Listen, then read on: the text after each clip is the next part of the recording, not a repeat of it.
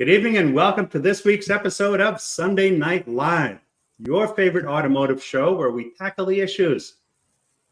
We tackle the issues that improve the customer experience at your store. Because the happier the people are that come to you, the more they come back. They bring their friends, their coworkers, the people they go to church with, everybody, their entire online world. And once a month, I do a segment for TechForce.org. TechForce.org is an incredible organization because they help. I think it's over $2 million worth of scholarships that they're going to pay out this year. And we have with us a young man by the name of Michael Cole, who is the first recipient of the TechForce Tech Rocks Award. So welcome to the show, Michael. Well, thank you for having me. I'm really happy to be here. Now, we want to know the whole story, man, from the very beginning. Well, maybe not before fifth grade, but tell us about your journey. What inspired you to become a technician, and what attracted you to this field? Well, it almost goes back to fifth grade. Growing up, I worked for I lived in a household with a father that was self-employed, and he installed banking equipment, but he always had equipment, always had things to fix and take apart and tinker with. So I kind of got my start at a young age, kind of taking stuff apart and putting stuff together. But I was also really involved in the scouting program through the Boy Scouts of America, and so that gave me a love of the outdoors. And kind of as I was getting close to graduating high school, I was trying to decide what to do. And I think a lot of young people are in that same position. They're not really sure what they want to do, but they have some ideas and are ready to try things out. So I was actually graduating high school with the intent of going into biology field, and with the thought of maybe being a park or forest ranger. And so I started going to college. I was living in central Minnesota at the time, and I was taking some gen eds and talking to an advisor and discussing with them a little bit about what my paths were going to be. And I remember them saying, asking a couple questions.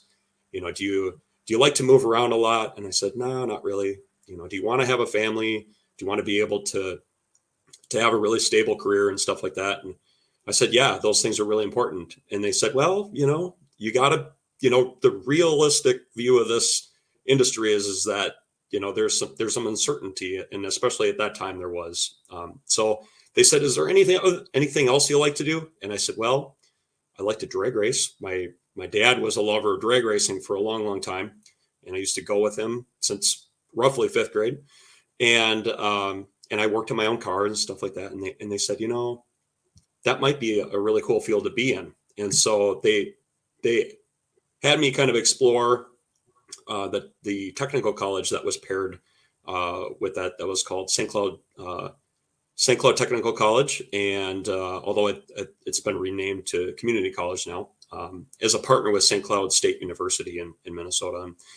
And so I started with I had enough gen eds where I thought, well, I could do the Associate of Applied Science degree and did the diploma, kind of doubled up and worked my butt off, and was working at the same time, got through, was also involved with Skills USA as a post-secondary club through that college as well.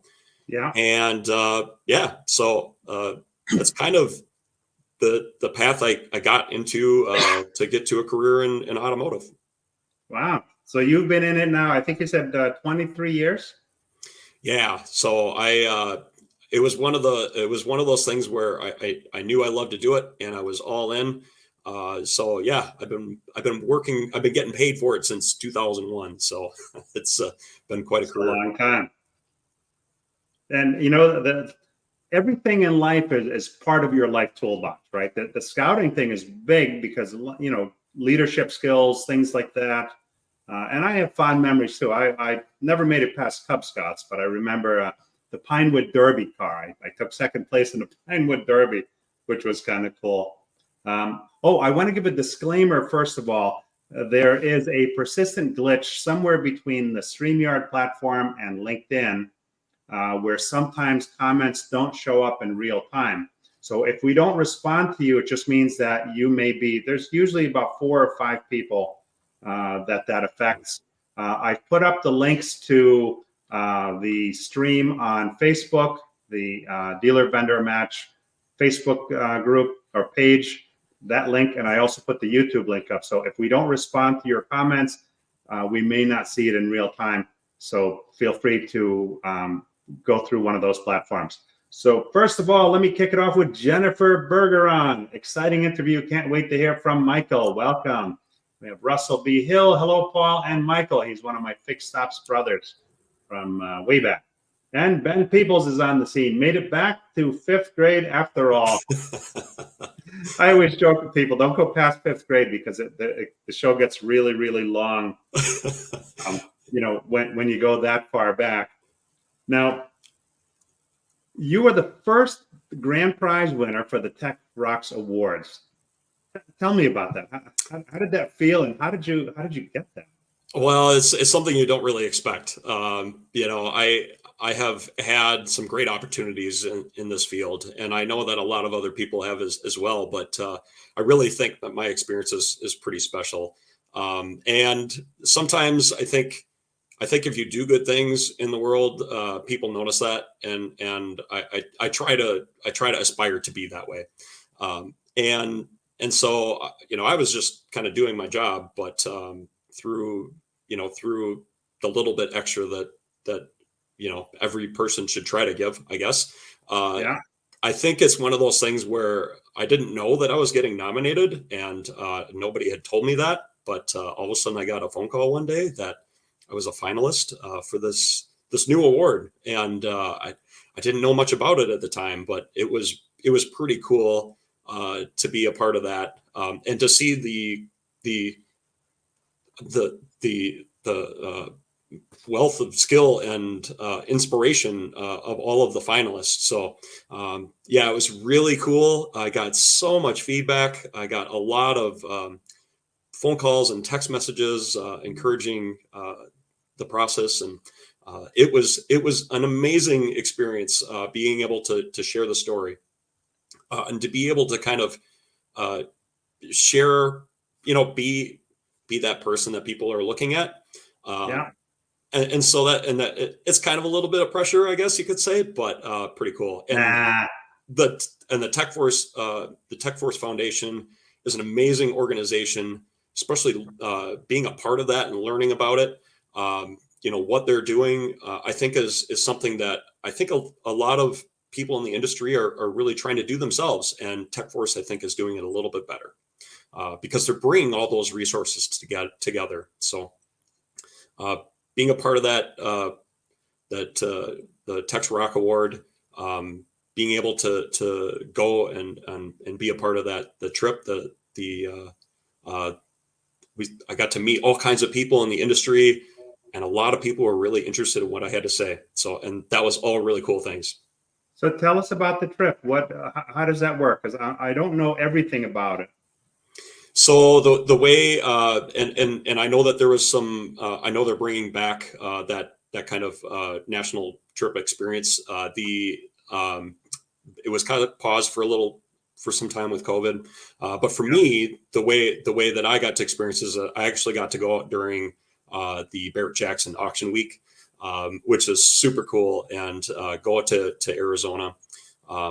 Got to sit in on some really cool meetings with some people, and I met some people with Ford who were really excited that one of their technicians was the grand prize winner. So, and through that, it gave me an experience to do something in scouting that TechForce was also supporting as well through the World Jamboree program, where there was 50,000 people from 180 countries that came in 2019.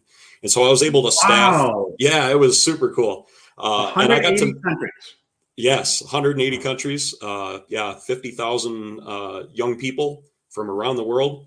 And so I got to talk about transportation technology and careers and actually it was very cool for me because I got to learn about how it's done all around the world and how technicians are needed, not just here, but everywhere. Yeah. I had the opportunity. I was in Aruba a couple of years ago, and I met with a dealer in Aruba. He's got a Ford, Mercedes, Mitsubishi store. And, they have the same challenges that we do. Just because it's a different part of the world doesn't mean they don't have the same challenges. And he had some really, really great practices that I share in my training now. When I train dealership sales and service departments, and a lot of the best practices. The great thing about working with a lot of stores is that you get to share best practices in all these different places. And I always believe, not everything works in every store, but let me share with you some of the things that others have found to be successful, and pull from that what you think would work in your store. But I had no idea. 180, man, you must have felt like on top of the world. Well, it was kind of, yeah, it was pretty cool. And it was actually the second kind of similar experience to that. I was working for a long time in a Ford and Kia dealership, and had gone through the National Cup and World Cup program that Kia Motors has. So in 2008, I was a finalist in the National Cup competition, which is the competition just for the United States. The top 4 finishers of that got to compete in the World Cup competition in South Korea. So I got to participate in that in 2008. And there was 85 countries represented at that time, all top finishers of their countries. A lot of them had studied long time for the World Cup competition. It's a hands-on and also written test. So it combines the pressure of engineers watching you do everything and scoring all those different things that you do. And I ended up placing bronze that year. So I got to meet a lot of people. I got to know a lot of people from Australia and Norway, and a lot of the European countries. We hung out and were there for a couple of weeks. I really got to learn a lot about how the automotive industry works in other markets as well, and it's pretty interesting seeing how similar things are, and the challenges that we all have are very, it works across borders, and it works all around the world. So. Yeah, no, it certainly does.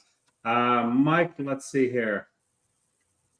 Russell Hill. Did I read that before? Hello, Paul and Michael. Yeah, you know what? It's been a very busy day for me. All right, so the importance of starting early. All right, I'm going to play a short video here that I just love this video because it talks to not everybody is cut out for a 4-year degree or $250,000 worth of student loan debt, right? So I want to play this short clip here.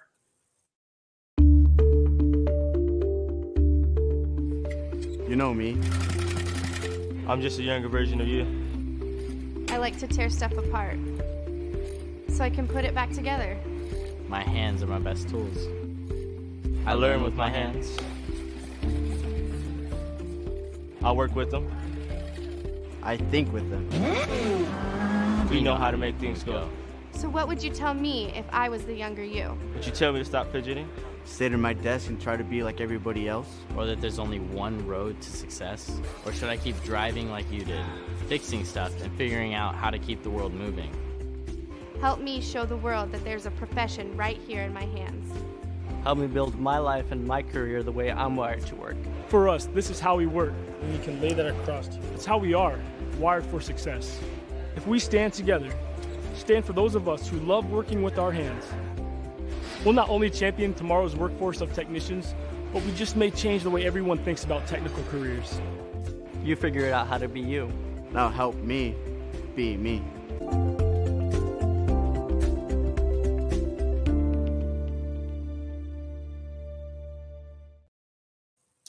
I love that video because it just underscores the importance of starting at an early age, right?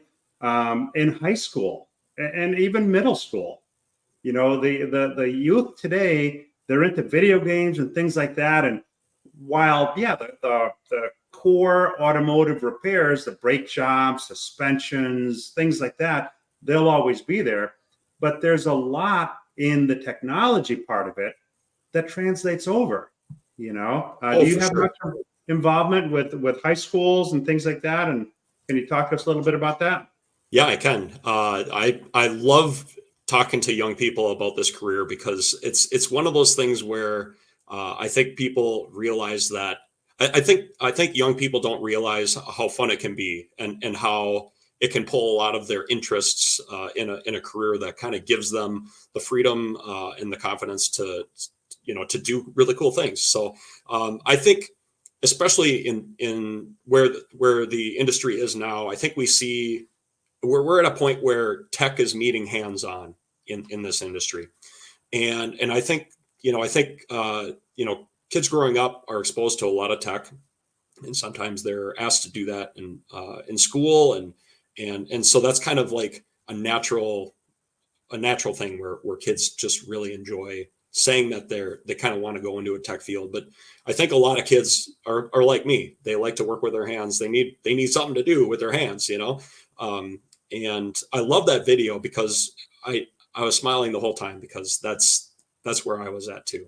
I don't know about fidgety, but definitely being able to learn with my hands, being able to do it and understand it and kind of be a part of it.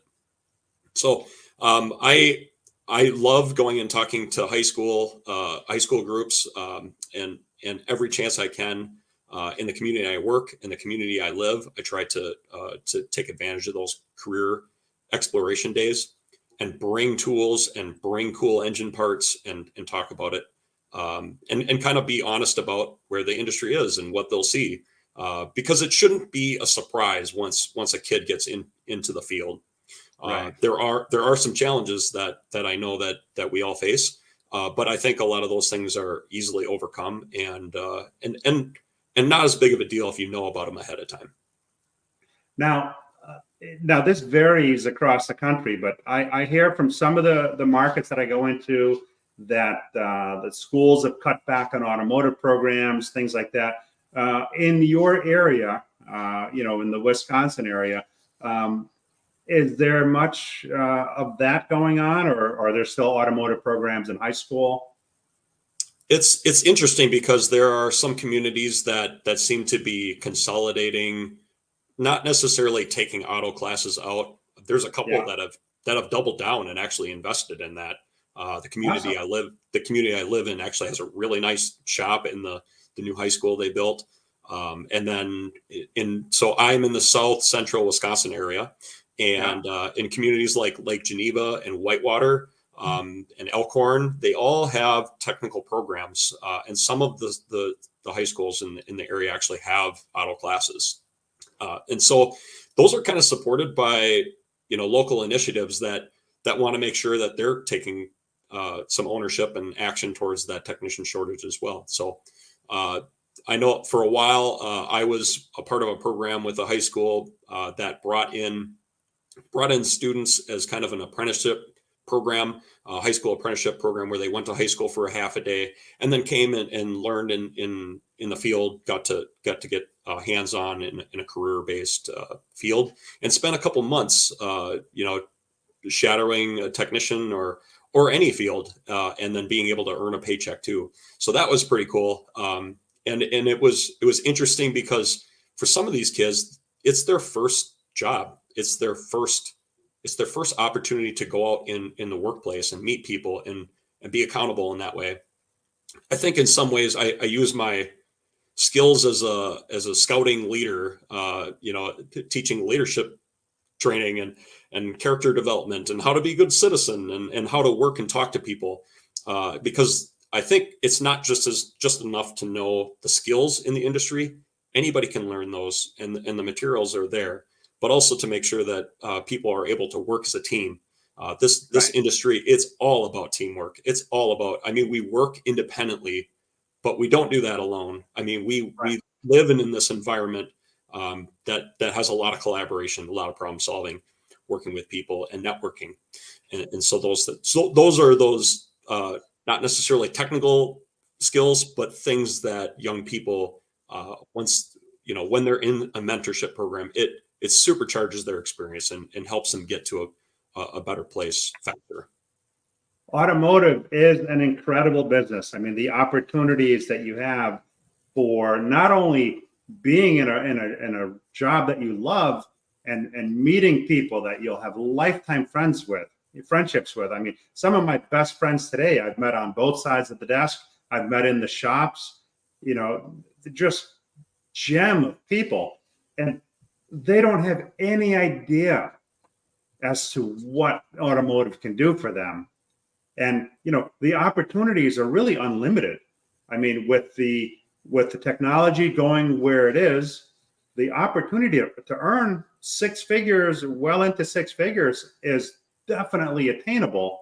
Mm-hmm. And to be able to come into an apprenticeship program where you're going to school, you're learning some skills in school, but then after school or part of your school day is learning hands-on in a shop where you're getting skills that further develop you. Now, I always talk about the importance of a career path in automotive. It's not just that's where you put your toolbox and shadow that guy, right?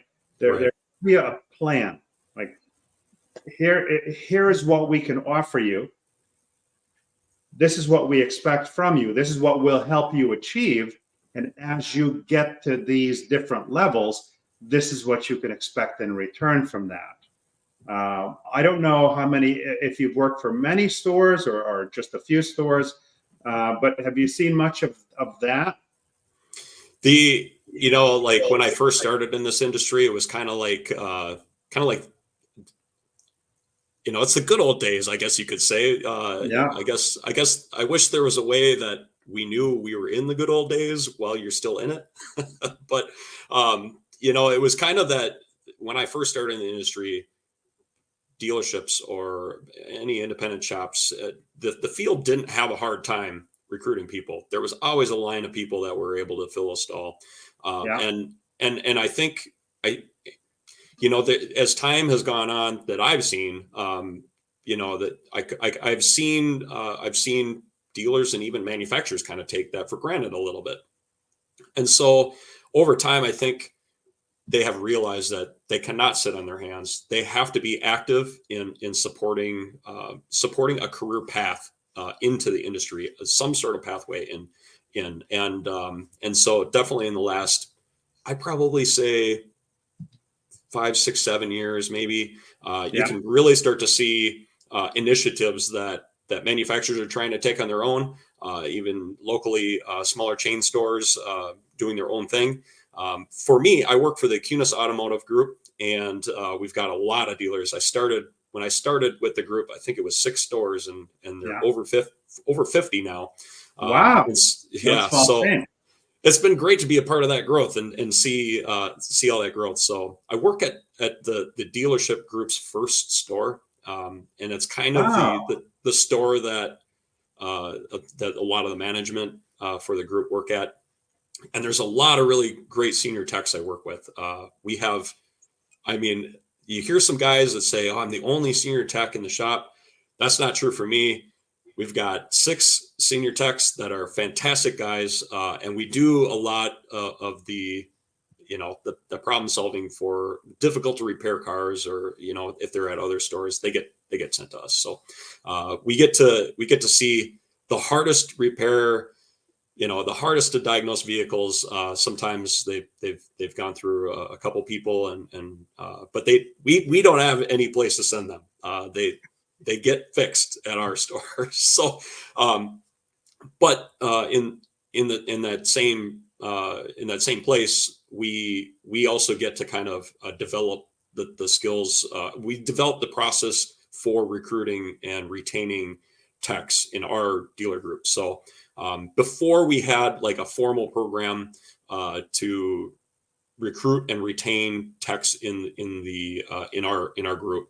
I was part of that program that kind of helped mentor young people.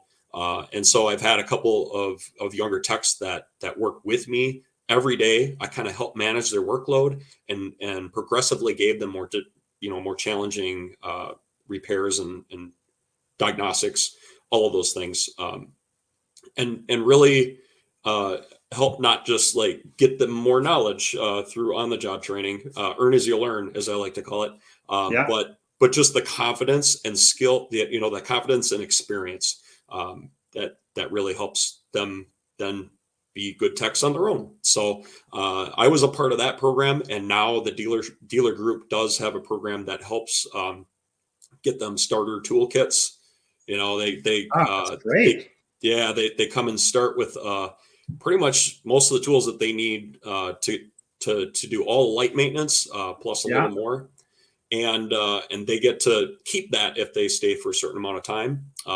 And so they also get kind of hands-on training with trainers that go around the group and help advise them on what they need to do next, and what do they want to do, and what is a training path for that in the manufacturer that the franchise the store belongs to. So that's kind of how we've done it, and how I was a part of that at the beginning. And it's amazing to see.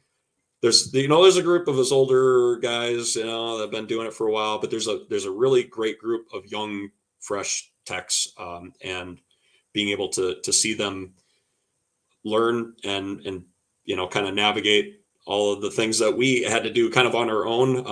It's better for them now, I think, than it was even for us kind of getting started. It's invaluable. When I started, there was no such thing as a career path.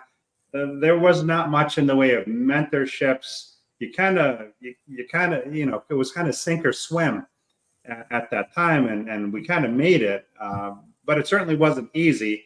And the skills that they learn through a mentorship program, like you're talking about, and just by virtue of your group growing the way it is, I mean, the opportunity really is unbelievable. I've got a comment here from Ben, and anyone else out there that has questions for Michael or comments, by all means. People are shy this evening for some reason. I think they're intimidated when they see a senior master tech. That's what I think it is. But Ben says, thank you, Michael. It's so important to introduce young people to this industry as a potential career. Many young people have never considered becoming a technician, including many who would be great at it and who would feel incredibly fulfilled by connecting their strengths to meaningful work.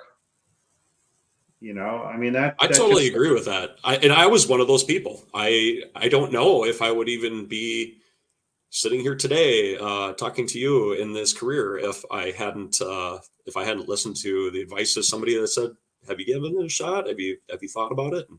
It might be kind of fun. So it's a great it's a great business. I couldn't think of doing anything different. So let me ask you a couple of things. What are some of the key skills or attributes that someone would need to exceed in the technology field today? One of the things that I think is somewhat overlooked, but most important in my opinion, is the ability to want to learn and to not say they're not good at something. You want to have the right attitude to be able to succeed. I think the very first thing I hear most young people say is, oh, I really like working on stuff. I love taking stuff apart and putting it together, but the technology scares me, or electronics scares me, or I'm not good at electrical. And I think those are not the barriers. Those are not the things. Those are not the reasons to stay out of this career. The technology, I think, is better than it was in the 80s and 90s. It's so much more helpful in diagnosing vehicles. It's so more intuitive and in finding duplicating problems and you get so much more information with it. And it's not one of those things that is tech in a way that is hard to understand. This Right. tech is really developed to make sure that vehicles are able to be diagnosed in a efficient way. They give us a lot more information than we ever had, Yeah. decades ago. We've got a lot of those things are really helpful in being able to do our job. So I just want to encourage young people to just give it a chance, and trust me, there's tons of time to work with your hands. There's tons of time to get dirty, or if that's something you like to do, there's a lot of opportunities for that. But don't let those things that you don't know keep you from the field.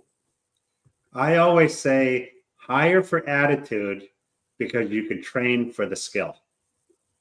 Yeah, Right? that's true. Yeah, and the other thing is I think we need the right atmosphere for growth. I Yeah. think, and the atmosphere, I think, needs to be us that have been in the field for a couple of decades. We need to have the right attitude that we're ready, and we need younger people in this field. That will help us. Right. We as people are in the industry, as people are techs for a long time, sometimes they develop specialties. I'm a specialist for automatic transmission. I would say 75% of my work is strictly automatic transmission work. I love it. It's something I just love to do. And when those jobs come in, I hope they come to me, because that's just something I love. So, but I'm not afraid to do anything else as well. I always say I'm a bumper to bumper tech. I'm a broken car specialist. If it's broken, I feel like I'm confident I can fix it. So, I think though that like, I wasn't always a specialist technician, and being able to work on a lot of vehicle systems gave me the confidence and ability and the well-rounded technical abilities to be able to fix whatever comes my way. So young people are welcome in our industry, and I know that that some older techs can be frustrated by the new guys or the young kids. And I think we need to shift that attitude. So it's not just the attitude of the person coming in being open-minded, ready to learn, but it's also the attitude of the older people that have been in the field that we need help, and it's creating that right atmosphere for growth and support.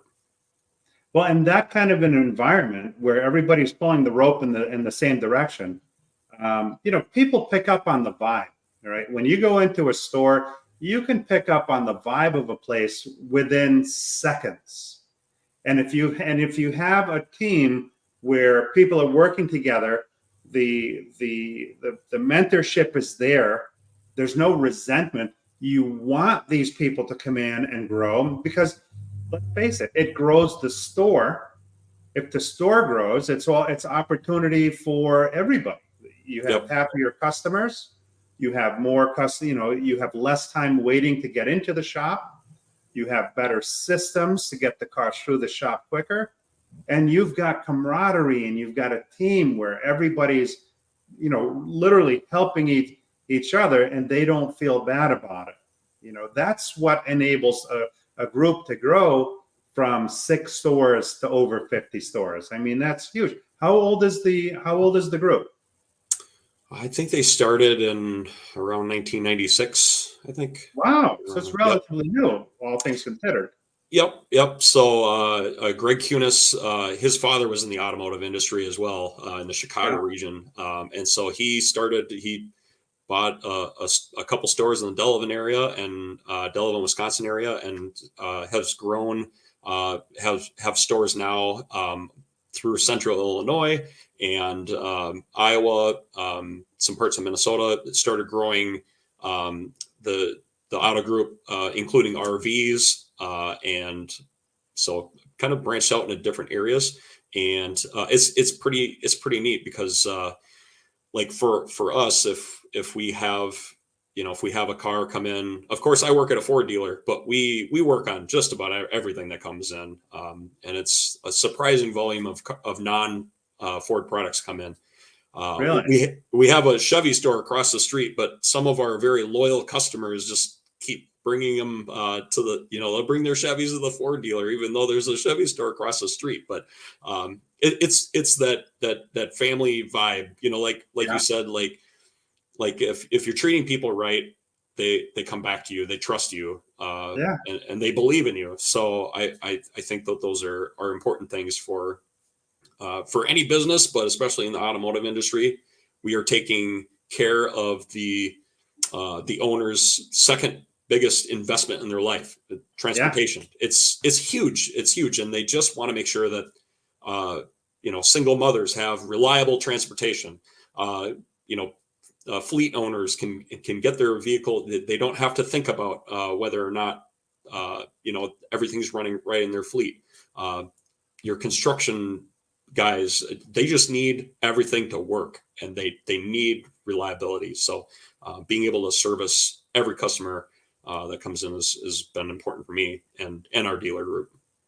Now I have to give you guys major kudos for that. To have a lot of non-OEM cars come in for service, that's huge, because if you talk to a lot of stores, okay, everybody says they work on everything and everybody wants to work on everything. But the reality is, for many, if not most stores, they don't really get that opportunity, because, if I have a different brand, I may not think of your store as the one to come to service that other brand.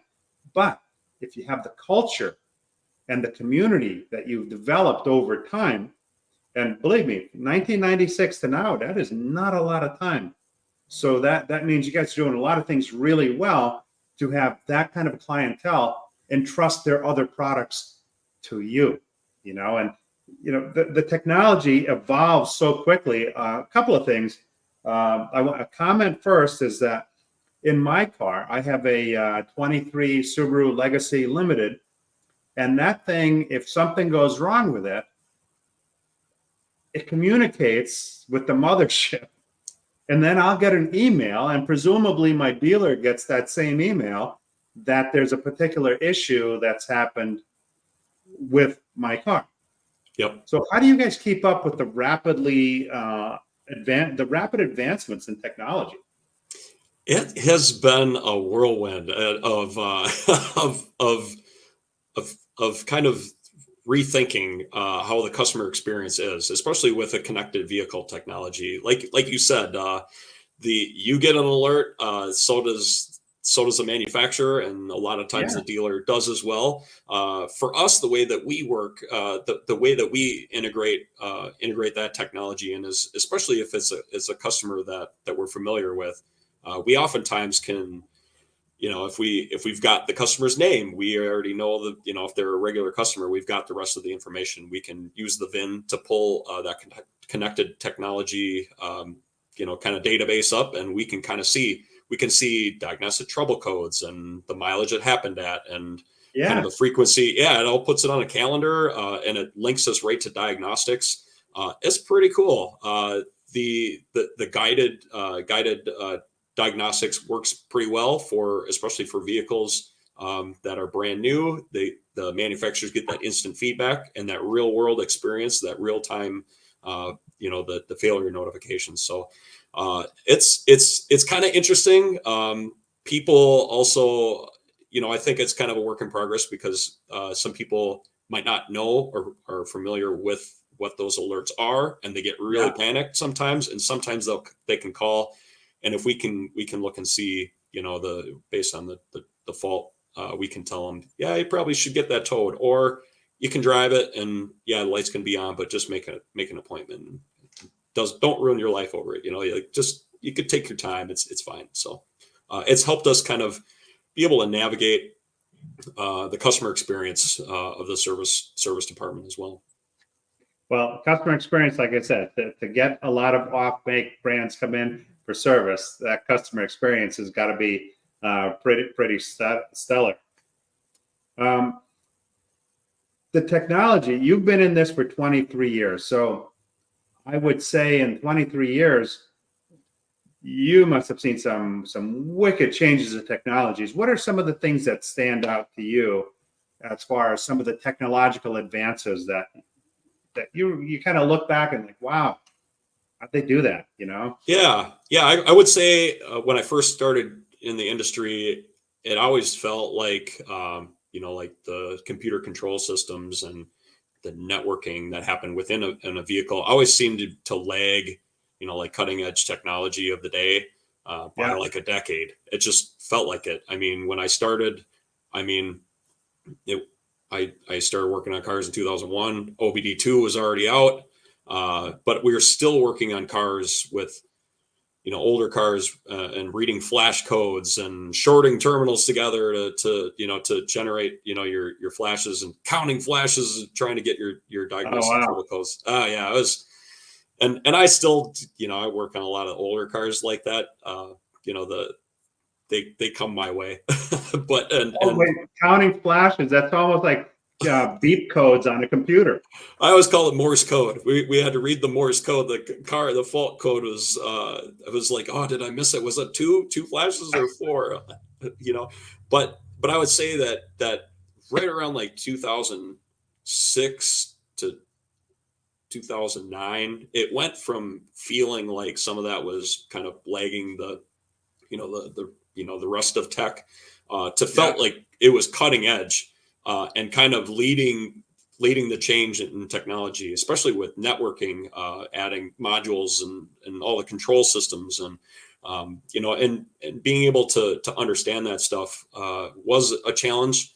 I think we have figured out how we need to train and get guys comfortable with those. And I shouldn't say just guys. I may have said that a couple of times. Some of the best. You're 97% correct. I think it's I about 3% women technicians in our business. And I will say that every female that I met in the industry has been inspiring to me because that's an important thing for me, making sure that all people are included, including like we've got a Matco distributor that's female as well, and she talking to her, she was a tech for a while, realizing like the industry is missing out on a lot of people by not focusing more on recruiting young women or any age really. That there's so many that love to work with their hands, and every one of them that I've met has been really enthusiastic about it. So, I forgot what were we talking about? Some of the advances in technology, some of the things that wowed you, going from the counting the flashes, what I refer to as like the beep codes on a computer. How many times did it beep, and that tells you if it's a problem with the motherboard or if it's a problem with memory. Things like that. You build cars, I build computers. I don't have to crawl under it. Nothing's going to fall into my eye. I'm not going to get burned. I might get a shock, but not much really. So I shared some of those things with you. Now we said that about 97% of the technicians are male, right? And I personally think, as a guy, I think I might be prone to some shortcuts if I'm working on something, whereas I think a woman technician might not be so prone to taking those shortcuts. I think they'd probably be more thorough in following a process. It's an unscientific opinion that I hold. I don't know if I'm correct or not, but that's kind of how I feel about it. The OB had to be a pretty big change, right? Being able to plug in and. Yeah, when I started kind of doing this professionally, a lot of that was we had the stuff, but it wasn't perfect yet. Like vehicle technology, especially in the diagnostic world, is come a long way, and there's a lot more tools available to us. So the tools are fast and reliable, and especially in the aftermarket industry, competitively priced. So I think that gives a lot more insight into the vehicle, and it gets people more comfortable with all the things that they need to know. And I think it's not as difficult to understand that because they have developed a lot of the stuff in the last 15 years, the way that technicians use it and use the feedback from us to develop it even better. So it's familiar feeling just because I've been doing it for a while, but I do know that younger people don't have a problem with it. You know, a lot of those people are coming into the industry with a little bit more tech experience, just navigating different OSs and stuff like that than some of us old timers have. So. Now, Robert Allen Carvel says master technicians are the core foundation of the service department. They mentor the younger technicians for the future of our business. We have all had that mentor in our career at some time. Yeah, no. And I had a couple of guys that I could always go to when I first started into the industry. I think that we need to make sure, like I said before, we talk about that atmosphere in the shop, and also making sure that every person as they're gaining more skill in the first couple of years of their career, to make sure that the people who are supposed to be those mentors are really making sure they don't get too far in over their head, making sure that they don't get too frustrated, or helping talk them through some of those difficult situations, instead of just giving it away or taking the job, giving it to a different tech, letting those people come to that diagnostic conclusion with some guidance. And, really it's important, I think, for techs to make sure that they're keeping an eye on their neighbor or the tech across the shop. We've all got stuff that's challenging. And even for me, especially difficult to diagnose vehicles. Sometimes you can really get stuck, and it might take another set of eyes for them to come over and find it in 5 minutes. That's something that you've been overlooking for a while because you've kind of that frustration has kind of got a hold of you. So it can benefit everybody when you have a shop environment that's collaborative and where you have that networking connection. Jamie Alexander says, hello all, sorry, super late. No worries. Says, I've had great luck with women technicians. And Robert Allen Carvel says, I have a dealer that has 4 master lady technicians. Wow, that's great. It's got to be leading the chart there, given the percentage of women that are in the business. That's great. And Jamie Alexander says, mentors are the key and will set up for long-term success. I still talk to my first mentor in the industry. Wow, how cool is that? My first mentor's retired now, but he comes and visits and we have lunch together sometimes. Nobody ever leaves our business alive, okay? They may, very few retire, but the ones that do, they're still around the dealership. Now, what would you say to a young person today that was thinking about getting an automotive? What are some of the steps that you would recommend they take to get involved? Well, one big thing is to not wait to get into the industry. There is career opportunities for people at any skill level, really, and you don't have to wait until you have that degree to get into the industry. It is so much better to be able to have a little experience before you get the skills you want. And there's a lot of career paths in this industry, and the TechForce Foundation does a really good job of helping young people navigate that process. You can go straight into a shop and start as a maintenance tech, or in light service, or you can go get specialty education, associate of applied science degrees or diploma programs. A lot of community colleges offer that. A lot of manufacturers have their own training program, and even if you have the degree, require you to make sure that you're familiar with their processes and their training program. So there's so many different ways to get in, but I really encourage people to not wait. Give it a shot. give it a shot and get in an environment. And I'm pretty sure that people who are like me are going to enjoy it. And that's a great place to start.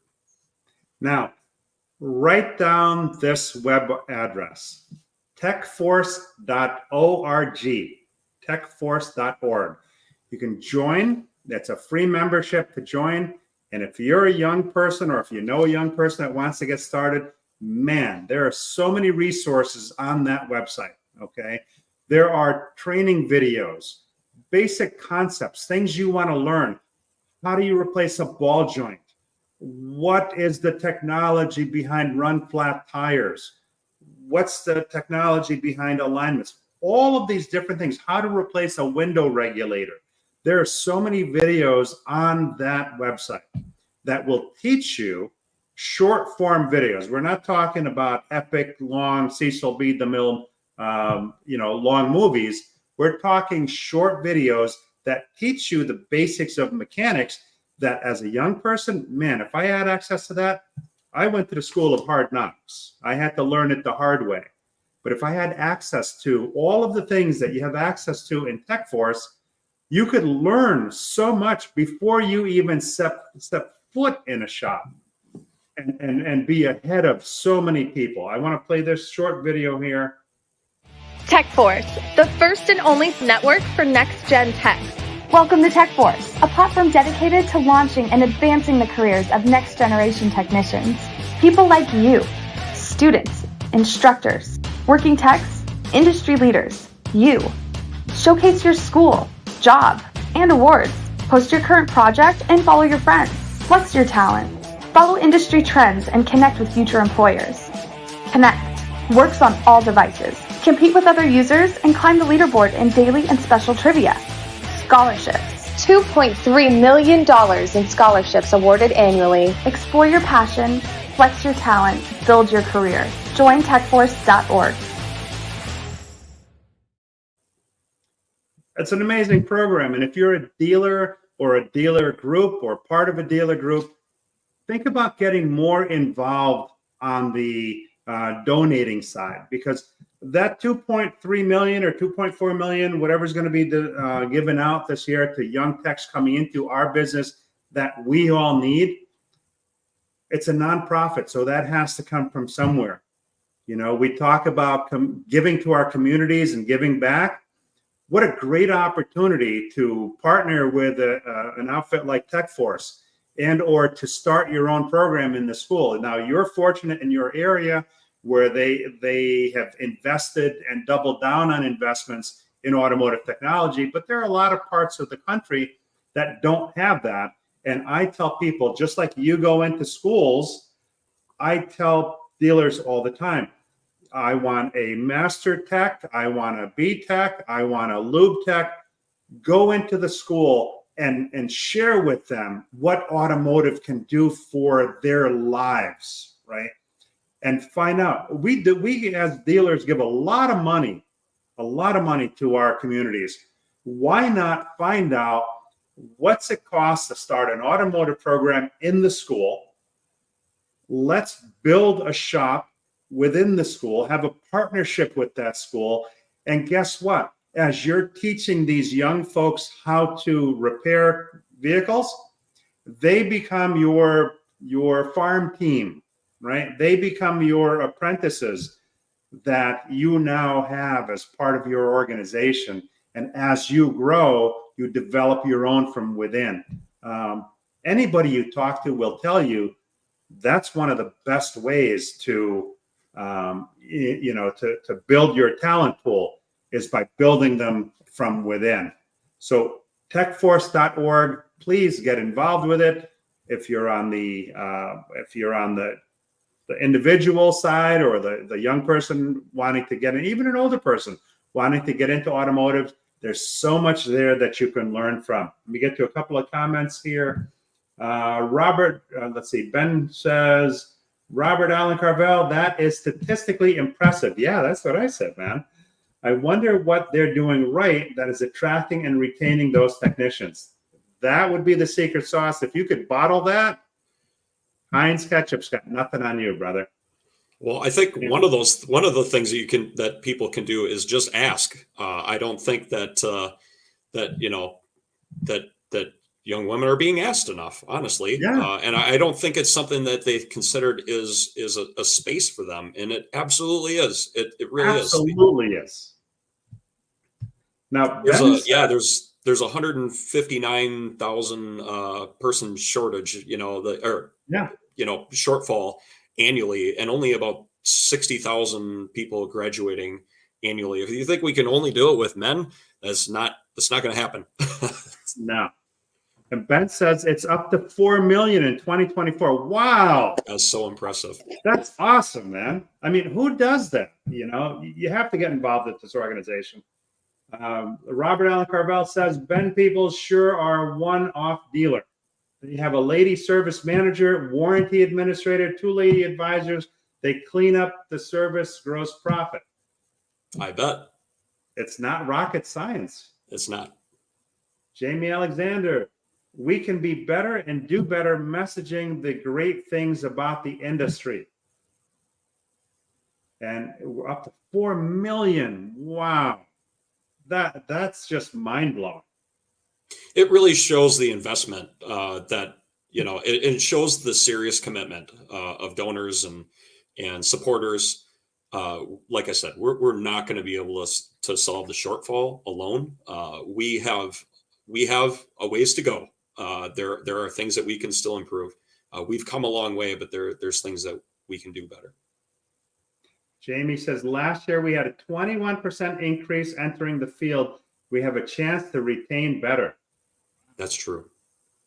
Couple of things as we're coming to the end of yet another exciting episode. Where do you see automotive going over the next few years? Well, obviously, the electric vehicle technology is the future. Whether or not people stubbornly, old timers stubbornly disagree with that, we have to understand that is going to be the future. I know that I work in automatic transmission specialty. Eventually, if I work long enough in this career, that might be obsolete. So I need to make sure that I'm taking steps to making sure that I have skills that are going to keep me employed and give me a purpose in the next couple of decades or however long I have left, and making sure that I don't ever stop training. So the vehicle technology is only going to get it's only going to be more intuitive for the customer. It's always still going to be a major investment in people's lives, and we need skilled people to make sure that their investments are taken care of. So that's kind of where I see things going. It's hard to predict, fortune tell, but I think we're seeing probably maybe more a shift to autonomous vehicle technology. We'll have to see where the industry leads us, but and customers where what they demand. So I think that we have a good very few things will get by a good technician, and I think that if we make sure that we have as many people trained, qualified, people as many people as we can get, there will be work for us. I wanted to so badly. I was in Vegas recently for NADA, and I wanted to take an autonomous taxi, if you will. There was none available at the time, but I really wanted to do that. Unfortunately, there was none available at the time, but I think that would be very, very cool. I want to ask you one thing. If you had to put your finger on one thing, what would you say has been the most rewarding part of your automotive journey? Probably the ability to kind of be trusted with the task of problem solving, I guess. The freedom, I think, in this industry has been very important to me, and I think that's probably a good reason for people to consider this industry. Wow. That's great, man. Well, an hour has come. You know, it always goes so fast. You think an hour is a long time, but it's really not. I want to thank you so much for coming on the show here and sharing with us. To the audience, if there's someone that you know that would benefit from this show, by all means, share it with them. If we're not connected and there's relevancy between what you do and what I do, I'd love to connect. You know, send me a connection request. To those that watch it weekly, thank you for your support. And to those that watch it on the replay, I thank you for that as well. I wish you a safe and successful next week. And Michael, why don't you stay on here after we go off?